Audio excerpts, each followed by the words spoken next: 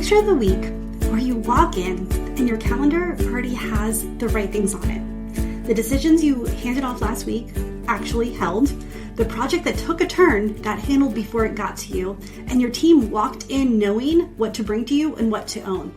This is not a dream. That room exists, and you're closer than you think.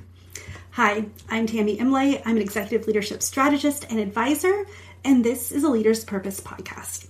You're sitting in a seat where the decisions you make are visible, impactful, and felt by everyone around you. You carry the weight of the organization, and everyone around you knows it, which means everyone pulls on you constantly. And most of what you've been handed about leadership isn't wrong. It's just backwards. I've spent years studying what drives performance at the highest level. And every week I bring you what I've learned, the patterns, the reframes, and the things that no one's saying out loud so you can stop managing your leadership and start trusting it. You already have what it takes. This is where you get to remember that. So let's do this. But before we dive in today's episode and get back to our series, if you have been running your leadership on results and instinct that is starting to cost more than it used to, I built something for you. It's called the Friction Factor. It's free. It takes about 15 minutes to review, and it names exactly what is creating the drag so you can stop solving the wrong problem. The link is in the show notes, tammymariecoaching.com/friction report. Now let's get back to the series. Last week we named what happens when leading started feeling like maintenance instead of momentum. And this week we're going to go a layer deeper. We're going to go to something closer to what you really want in the room where the routing stops and what it actually takes to get there. So here's what I know after 2 decades of working with leaders at your level. The capable team that you built is not the problem, and neither are you. What is happening between you and your team, it has a name, it has a pattern, and the moment you see it clearly, everything changes. Not because something was wrong, but because it finally makes sense. So let's picture this. Think of your team. You built a great team, and yet everything still routes back to you.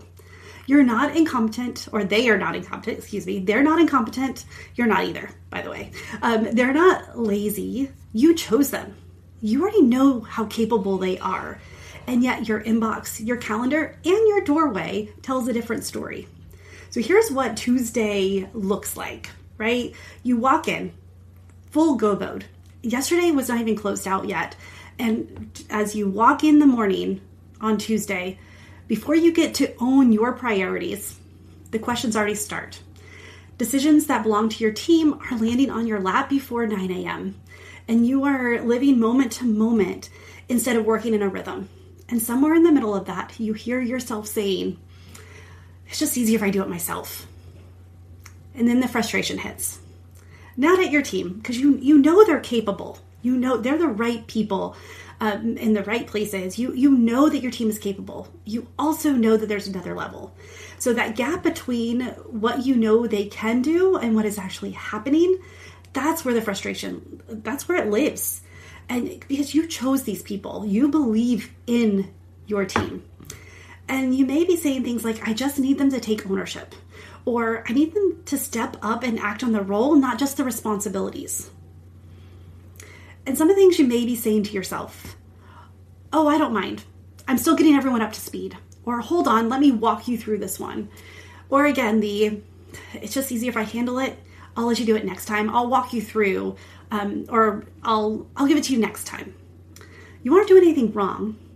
You are doing what you've always done. And you are training your team on how to respond, how you lead, and what you want, without even realizing that you are working against yourself.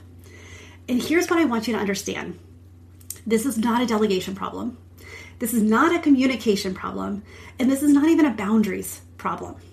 Those are probably things that you've tried already, and you've had training, you've had conversations, and it didn't work. Because what is actually happening is that you have not yet sent a clear signal that the dynamic has changed. That the teams are your team is exceptional at reading signals. And They will move the moment they receive a new one. They were just never given one. So every accessible answer was permission.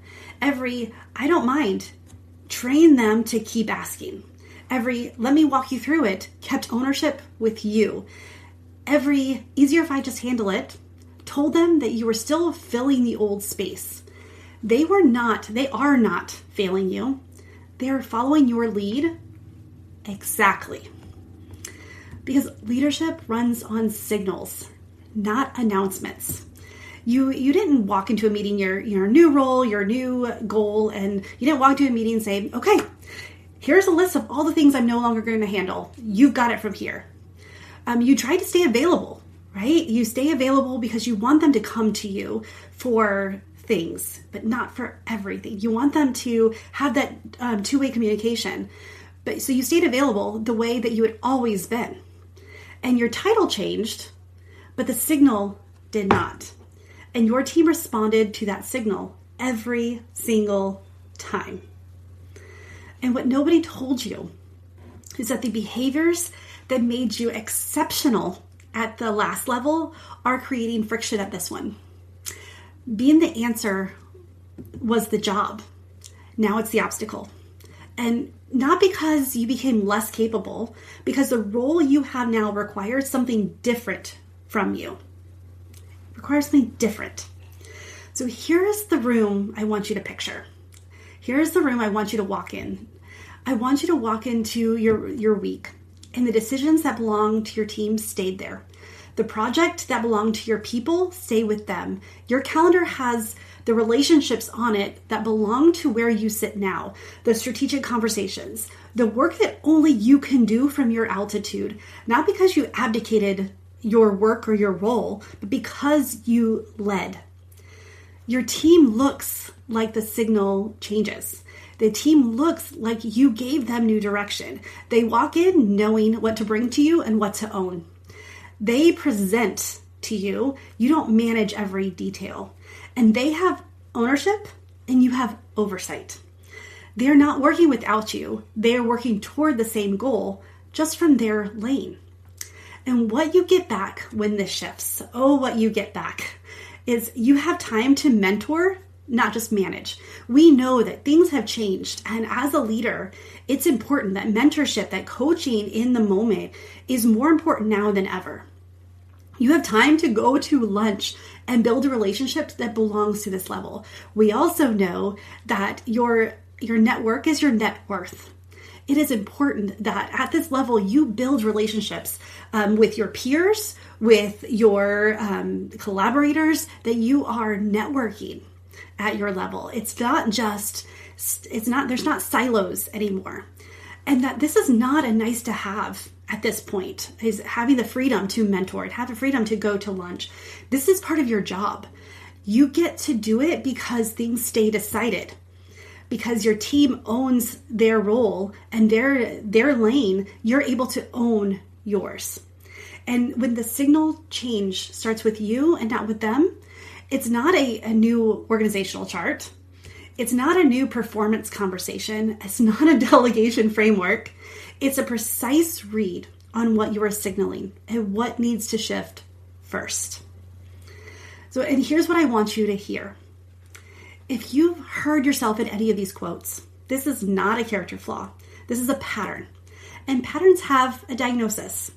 The friction factor, which I talked about earlier, that report names what's underneath the routing before it even becomes a leadership identity problem. It is free. It is research backed. I spent a long time and I love research. I love data. I love stats. I love putting connections in seed. And what I love even more is when I get it all clear and there's a path. So that's what this is. This is a lot of labor of love and looking at what really works for you, what the gap is for you that you don't have to discover yourself.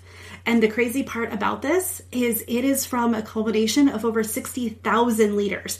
No, I did not survey 60,000 plus leaders, but I did take from the Harvard Business Review, from Gallup, from McKinsey. I took these research projects that they've done already, recent ones, 25 and 26, and put it together for you to show you the patterns and to show you you're not alone. So it's free, 15 minutes-ish, and go and get that. It's one I've created in a way that you can skim it. You can look to see what relates to you and what you can skip, what doesn't apply to you. But I highly encourage you to take this next step and get this report, because this is a great starting point to see that you're not alone. The gap is there, and it's not a character flaw. That it is there, but it's diagnosable, it has a name, and we can remove it really fast. And what would Tuesday look like if you could remove the gaps, if you can remove the stressors, if you didn't have to, if it wasn't easier to just handle it yourself? What would that look like for you? Well, the first step is this friction report. So go and grab it. And then let me know what you think, because I really do want to know. All right, friend, I am so thankful that you're here. I'm so thankful that you take this time every week to listen. What I would love for you to do is, if there's another leader that you know is getting frustrated with the fact that everything keeps routing back to them, or maybe they don't even realize it, but you see it as their people, as their friend, as their peer, send this podcast to them, send this episode. That's how this show grows. And if you have 30 seconds, leave me a rating review. Spotify, I think, does it. And I know Apple. Apple's one that's easiest and most familiar for me. But however you can, it means a lot to me. It gives, the golden algorithm, it tells them that you found this useful. But also it just warms my heart to see what is landing and what is working for you, so I can bring you more of that. All right, friend, have a wonderful week, and bye for now.